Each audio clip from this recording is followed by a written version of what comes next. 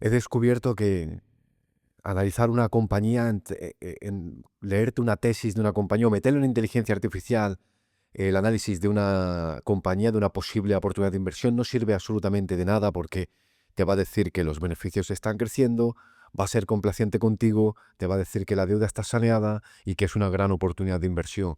Eso no es lo importante. Lo verdaderamente importante es lo que hoy voy a hablar en este capítulo.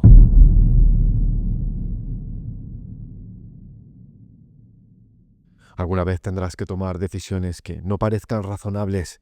Ahí es donde se separa quien construye patrimonio de quien persigue que le toque la lotería.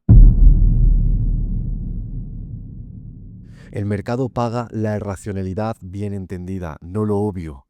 El verdadero problema es saber si estás siendo irracional en la compra o estás siendo irracional en la venta. Antes de empezar, antes de comenzar el programa, esta semana tuve una reflexión porque si echo la vista atrás, muchas de las cosas que le pedí a la vida, o todo lo que le pedí a la vida, ya lo tengo. Estabilidad, proyectos propios, responsabilidad, personas a mi lado, una vida construida, poder con mi propio peso financieramente. Y no solo eso, sino que ha sido mucho más grande de lo que yo me imaginaba, mucho más sólido, mucho más real. He llegado a niveles en los que ni en mis mejores sueños lo hubiera imaginado. Si a aquel niño que yo era le enseñara la foto de hoy, no sé cómo sería su reacción, no sé. Quizá bajaría los brazos, quizá se relajaría.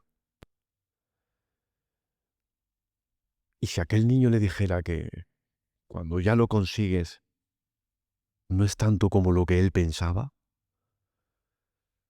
quizás se extrañaría y diría no puede ser. Por eso siempre hablo de lo importante que es disfrutar del camino.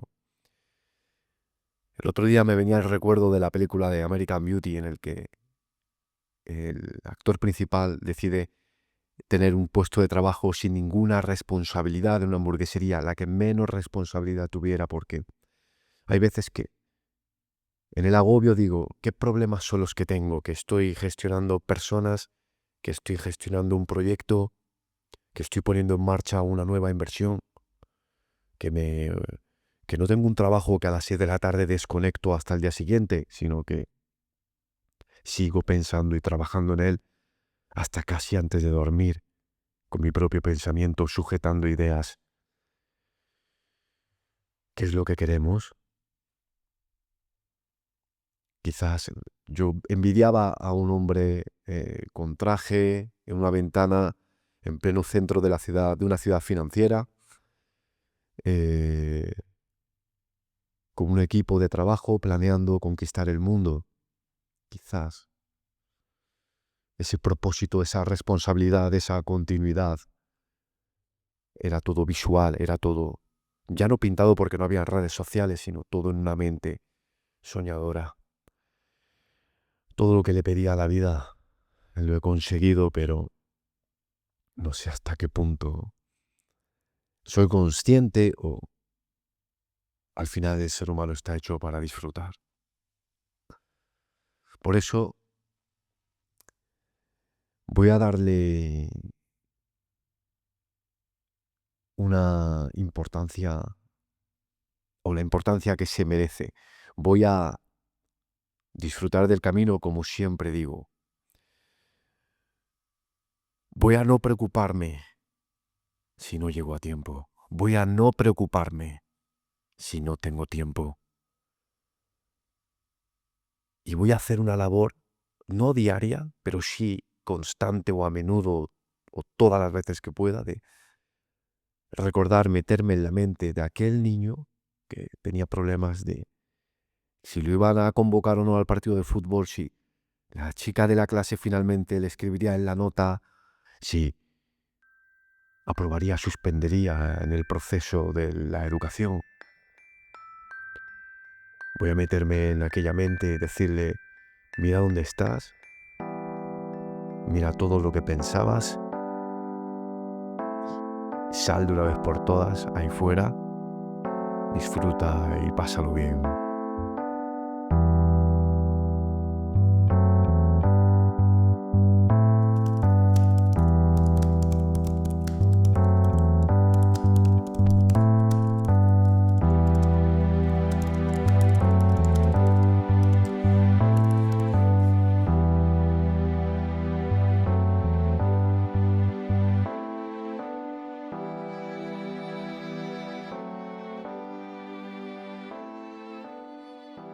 Hola, ¿qué tal, compañeros y compañeras? Bienvenidos a Salvados por la Bolsa, un programa más, un podcast más, una semana más.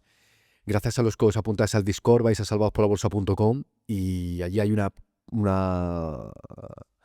una pequeña pestaña que pone Discord, te lleva directamente, son más de 600 miembros, está muy bien el canal, más activo que nunca. Gracias a los que os apuntáis al newsletter, vais a salvadosporlabolsa.com, se abre una emergente, dejáis vuestro correo, no es muy intrusivo y cada uno tiene un aprendizaje de los correos que mando. Gracias a los que escribís al WhatsApp al 617-867-222. Y hoy, fijaros que antes de empezar el capítulo, que es de los más importantes que vas a escuchar, nunca he promocionado este podcast, nunca he promocionado nada, nunca he promocionado absolutamente nada en este podcast, pero hoy sí. Hoy voy a promocionarme a mí mismo. Hoy voy a promocionar Salvados por la Bolsa, al equipo, a lo que ya es un equipo, lo que empezó en el año 2020, por cuando alcancé mi punto de inflexión en las finanzas y decidí grabar todo esto. Y hoy ya somos un equipo compuesto de 4 personas. Caste, ya lo conocéis, Miguel Ángel Payán, desde los inicios, el ingeniero Miguel, y yo, un servidor, Dani Soñera, que componemos Salvados por la Bolsa.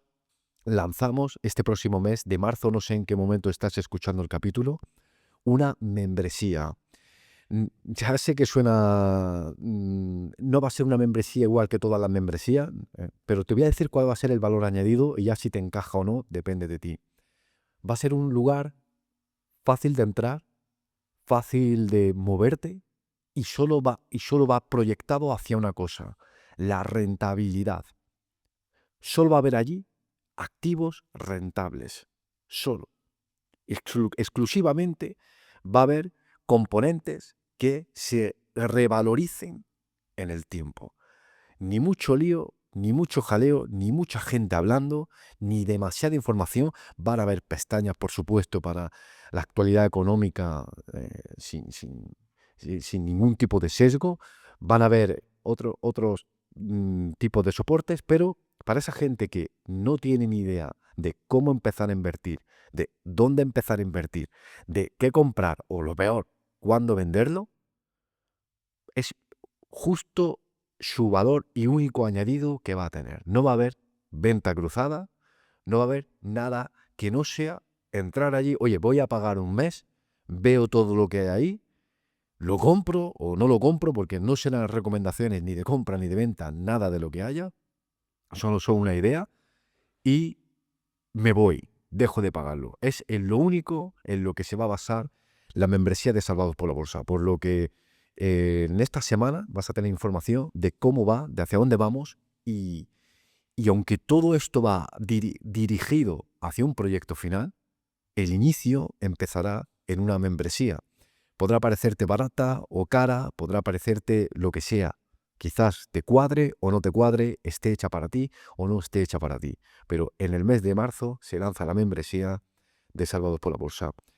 Dicho esto, empezamos el capítulo de hoy, que es el error de ser excesivamente razonable. He decidido titularlo el error de ser excesivamente razonable por el hecho de que la mayoría de los inversores no fracasan por ser imprudentes, fracasan por ser excesivamente razonables. Hay una parte que sí, que es por esa imprudencia, pero la gran mayoría es por ser demasiado razonable.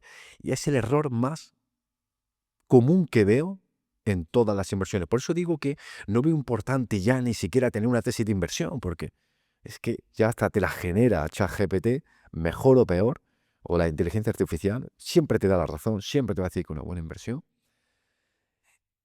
Creo que el problema es si hay ruido, si no hay ruido. Creo que el problema es si hay una oportunidad o no de mercado.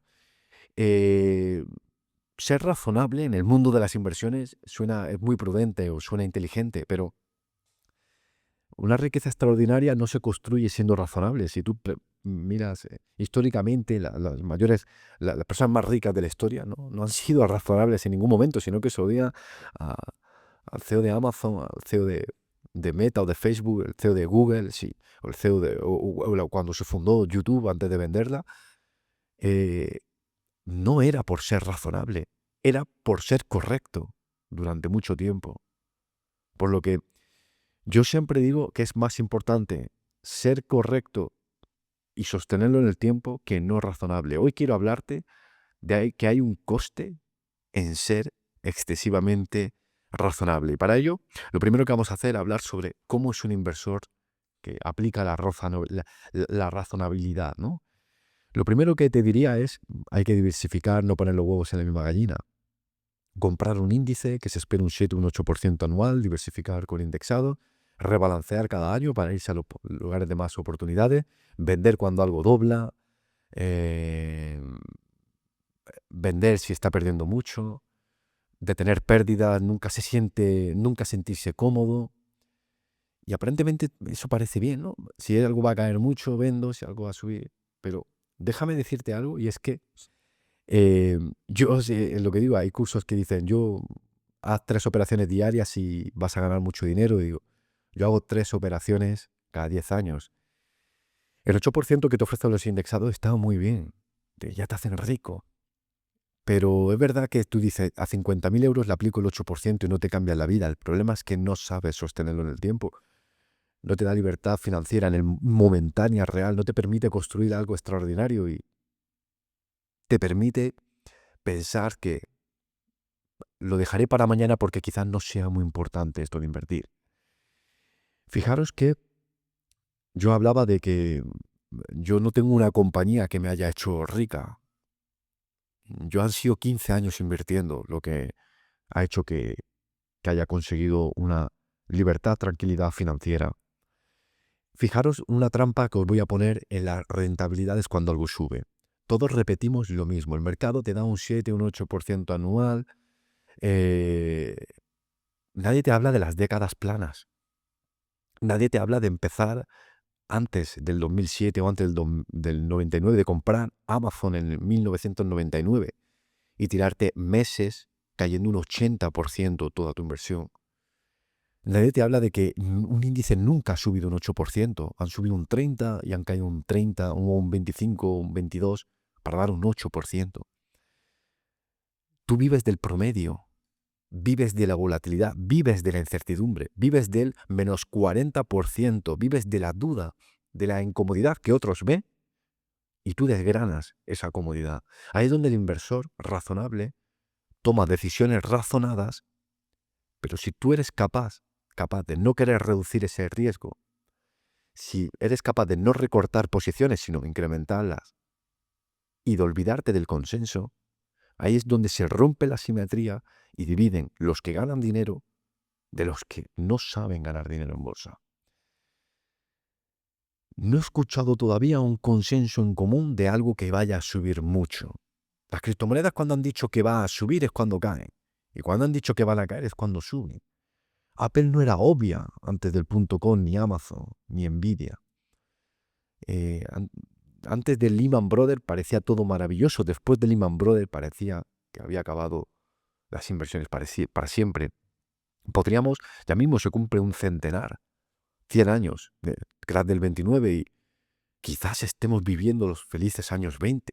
Veo mucha gente en todas partes, vas a esquiar, vas a Disneyland, vas. Felices años 20 llegarán a su fin, pero ¿qué pasó después del crash del 29? ¿Cuántos puntos se ha revalorizado el SP500 después del crash del 29? Em, la paciencia em, es quizá mucho más importante que la propia razonabilidad, incluso que el propio conocimiento. El mercado paga la irracionalidad, no el consenso. Permitidme que comparta pantalla. Si estáis en el formato podcast, no pasa absolutamente nada. No lo único que voy a poner es un dibujo muy breve. Y es que ya sabéis que en YouTube podéis verlo y dejar un título y demás, y que aportéis para que más gente escuche y llegue toda esta información gratuita, ¿no? Fijaros, el corto plazo está siempre lleno de total irracionalidad. Cualquier persona que piense que sepa lo que va a hacer hoy la bolsa, hoy, mañana, pasado mañana, está totalmente equivocada. Está diciéndote en la cara, oye, no tengo ni idea. Y si no te lo dice, piénsalo tú, no tiene ni idea lo que está diciendo. Da igual el apellido que tenga, que se apellide Barry o Dalio. Da igual. No sabe nada. Hay irracionalidad en el mercado.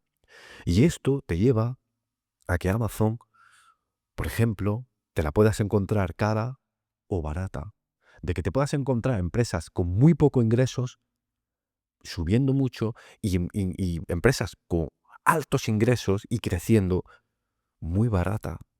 Esta irracionalidad es la clave del timing. La irracionalidad que hay hoy. No una persona razonable. No, una persona razonable no te diría que inviertas en Novo Nordisk. A medida que prolongas el tiempo y lo alargas, esa irracionalidad se estabiliza. Se estabiliza. ¿Qué va a ser de la crisis sanitaria dentro de 5 años? Era mi argumento cuando hablaba del año 2020. ¿Qué va a ser de Donald Trump dentro de una década? A medida que pasa el tiempo, esa irracionalidad se vuelve plana. ¿Qué fue de 2 aviones que impactaron en el 2001? ¿Qué fue de, hablando de mercados, qué fue de ese incremento en Internet, en el .com, que arruinó hasta el 80% se llevó de caída el Nasdaq? A medida que pasa el tiempo, la irracionalidad se disipa. Fijaros el ejemplo de Robi, una empresa que, siendo española, teniendo tan baja capitalización y tan poco volumen, es la mejor manera de explicar la irracionalidad del mercado. Fijaros que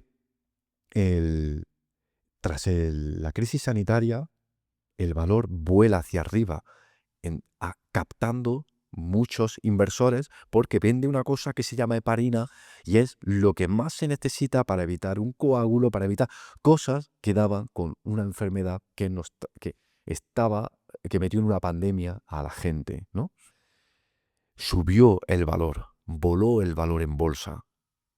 Tras esa época, la gente ya descuenta lo que se esperaba a futuro, empieza la ley de la oferta y la demanda a estabilizarse y cae el valor hasta los $40. Yo dije, en $70 me iré porque lo compré, lo compré desde mínimos tras la subida, pero ahora pasaremos a ese punto. Cae hasta los $40 que me permiten comprar a mí. La irracionalidad primero y la irracionalidad después. Apliqué esa irracionalidad, aumentando la racionalidad en el largo plazo. ¿Qué hizo? Revalorizarse. ¿Qué pasó aquí? Malas noticias. Dicen que va a decrementar los ingresos. ¿Qué hizo el valor? Caer. Yo dije que en $70, como he mencionado, me iría en este nivel. Y se rompió, pasó, cayó un 20%.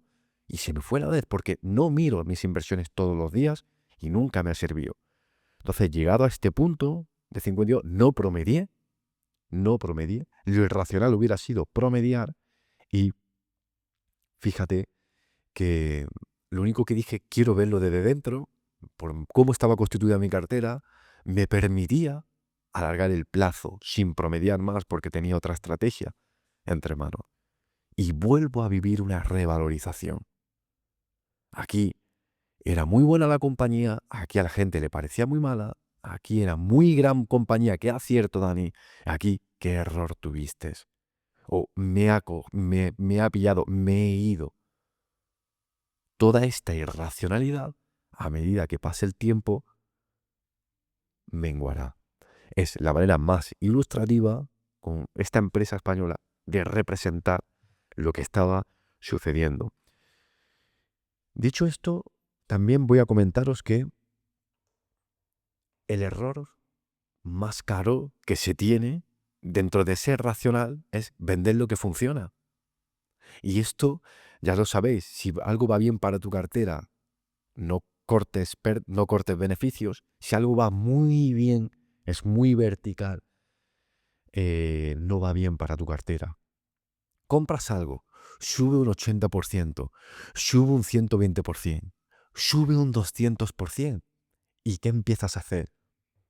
Vendo esto, ¿hasta dónde va a subir? Pesa demasiado, te sientes ya expuesto, pierdes el mapa, está pasando con Palantir. ¿Y qué hace? ¿O qué hace mucha gente? Vende. ¿La tesis no ha cambiado? Oye, igual acierta y cae el valor. Y o más doloroso, imaginaros tener un 1000% de beneficio y ver que entramos en terreno negativo. Una 100 bagger no se consigue, solo se consigue aguantando este periodo. Los grandes multiplicadores parecen caros muchas veces. Cuando algo sube un 100%, es más probable que siga subiendo a algo que ha caído un 60%, 70, 80%, incluso siendo una gran empresa. Lo estamos viviendo en PayPal. Cayó a cuchillo, es una gran empresa, soy el primero que tiene varias tesis hechas con la compañía y sigue cayendo en bolsa. El inversor razonable vende cuando dobla, vende cuando consigue un dinero que le parece cómodo y luego, ¿hacia dónde lo redirige? ¿A dónde vas a llevarlo? Lo extraordinario es aguantar mientras la tesis siga intacta. Y aquí está la diferencia. Realmente, aquellos que compraron Robi, que vendieron Robi en máximo, vamos a poner máximo, que volvieron a comprar, lo que más funciona es tener una tesis y descontarla una década. No hace ni 3 años que se incorporó el valor en cartera. Y conozco mucha gente que tomó la decisión de comprar y de vender. No hace ni 3 años que la tengo en cartera. Por lo que el gran error es vender lo que funciona perfectamente y lo que funciona cada día y lo que funciona y lo que fluye. Generalmente el capital va a fluir hacia retornos siempre altos y huye de donde precisamente los retornos son bajos. Las grandes oportunidades aparecen cuando el capital sale. La razonabilidad te va a decir que si está saliendo el capital de algo, no debes de entrar ahí, que ya no tiene futuro, que es la Blockbuster, que es la BlackBerry, que es el Kodak de antes. El inversor razonable evita esos sectores porque dice, está saliendo el capital, lo estoy viendo en las noticias, ahí no hay que estar. ¿Cuánta gente vi vender Meta? ¿Cuánta gente vi vender a Google en $70? La estrategia entra cuando entras donde el capital huye porque hay fundamento. ¿Cuántas personas pudieron comprar Google cuando parecía el fin de Google porque llegaba algo que se llamaba OpenAI, teniendo un 90% de cuota de mercado? Entiendo que la tranquilidad de la indexación es razonable, es eficiente y es estadísticamente más sólida y lo más rentable que existe, pero es algo estandarizado. Y ese estándar se ha concentrado, como ya he hablado en otros capítulos y podrías escucharlo en lo anterior para no tener que desarrollarlo aquí, pero si quieres resultados, un resultado estándar, indéxate. Pero si lo que quieres es asimetría, entra en el mundo de las compañías. Entra en tu propia guerra ideológica. Elimina a la persona que hace perder dinero en tu vida, que eres tú mismo. Eres tú el que le da a vender y eres tú el que le da a comprar. Pero ¿en qué momento, en qué timing estás entrando y cómo estás alargando el ruido para que ese proceso no pase, ¿no? Voy a contarte algo interesante y es que los más formados suelen ser los más peligrosos para sí mismos. Consumen demasiada información, cambian de tesis cada 6 meses, sobreoptimizan, reaccionan a cada dato macro. A medida veo que las personas que menos saben en bolsa ganan más dinero. La inteligencia sin disciplina es una ruina, pero no necesitas más información, ni tampoco necesitas ser o no. No estoy hablando de inteligencia, sino, con perdón de la palabra, porque es la palabra que he utilizado, sino información o no. Lo que necesitas es paciencia. No necesitas analizar más, apenas analizo yo, ya me conocéis. Necesitas más horizonte. Soy capaz de esperar mucho tiempo. Entonces, si lo que quieres es mediocridad, pues quizás indexarte, no querer perder un 30% de tu inversión, ganar un 4% durante 25 años. Está bien, aunque te suene mal la palabra mediocridad, que decir, si quieres estar en el término medio. No te va a asustar, no te va a generar un titular interno antes de dormirte. Pero quizás te esté quitando potencial. Si tú solo quieres ahorrar en una hucha y meterlo de manera cómoda, pues está bien. Pero si eres capaz de no ser razonable cuando todo el mundo lo es y buscar dentro de la irracionalidad qué está pasando, ahí es donde encontrarás ganar mucho dinero. Si Warren Buffett, dicho por él, empezara hoy con 50.000 euros, no compraría 40 empresas con un potencial del 2%, como pueden ser las 7 magníficas o como puede ser Coca-Cola ahora. No buscaría compañías que ya están consolidadas. Iría un paso más adelante. Eso sí, siempre buscaría negocios entendibles, ventajas competitivas claras, una gestión directiva alineada, una reinversión inteligente. Pero si él lo viera claro y viera que el resto ve irracionalidad, lo concentraría. Sería imprudente y no sería excesivamente razonable. Él compró su mayor posición de Apple cuando el iPhone 8 fue casi un fracaso y el final de Apple. Él salió de semiconductores cuando todo el mundo quería entrar en semiconductores. Y a veces ha acertado, otras veces no ha acertado. Decía que las criptomonedas eran veneno para ratas y bueno, lleva más de 14 años equivocándose. La riqueza extraordinaria requiere de entender profundamente, concentrar cuando hay claridad, sostener lo irracional, parecer poco razonable durante mucho tiempo, pero saber que es un proceso razonable históricamente y lo ha hecho durante mucho tiempo. La mayoría de los inversores no pierden dinero, pero tampoco ganan lo suficiente. Dice, le preguntas, ¿cómo vas? Hago trading. ¿Cómo vas? Voy bien.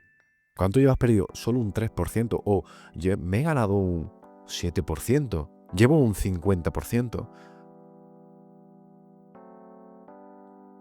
Te vas a hacer extremadamente rico si eres capaz de sostener la irracionalidad durante mucho tiempo, punto.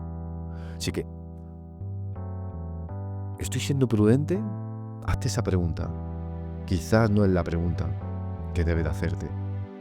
Yo no me pregunto si estoy siendo prudente. Yo me pregunto, ¿estoy siendo excesivamente razonable? Al final, la vida va mejor. Al final, todo va hacia arriba. Quizás ese miedo, eso que me inquieta, es de ser excesivamente razonable. Así que analiza bien el negocio, ten claro lo que tienes, elimina tu propia racionalidad, sabiendo que si amplías el plazo, eso es lo que verdaderamente te hará extremadamente rico.